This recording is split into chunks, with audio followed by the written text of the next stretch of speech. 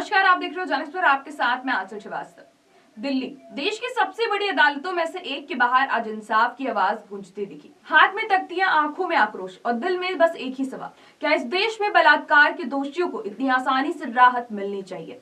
मामला Unnao rape case का है, वही मामला जिसने साल 2017 में पूरे देश को झकझोर के रख दिया था। वही मामला जिसमें एक नाबालिग पीड़िता के साथ हैवानियत हुई। वही मामला जिसमें पूर्व बीजेपी विधायक कुलदीप सिंह सेंगर को दोषी ठहराया गया।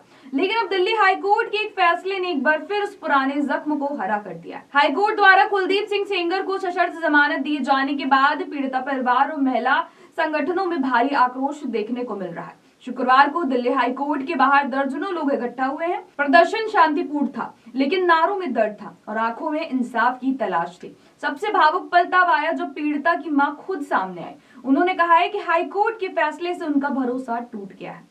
उनका साफ कहना था कि सेंगर की जमानत रद्द होनी चाहिए। अगर जरूरत पड़ी तो सुप्रीम कोर्ट तक जाएंगे और अगर वहां भी न्याय नहीं मिला तो इस देश में हमारा रहने का अब कोई मतलब नहीं बचा है। पीड़िता की मां का यह बयान सिर्फ एक परिवार का दर्द नहीं, ये उस हर महिला का दर्द है जो आज भी न्याय प्रणाली पर भरोसा करके आगे बढ़ती है। इस प्रदर्शन में राजनीतिक और सामाजिक संगठनों की मौजूदगी भी रही। कांग्रेस नेता मुमताज पटेल ने हाईकोर्ट के फैसले को खतरनाक मिसाल बताया है। उनका कहना है कि तकनीकी आधार पर एक दोषी को राहत देना न सिर्फ पीड़िता के साथ नाइंसाफी है, बल्कि पूरे देश के महिलाओं के भरोसे पर चोट है।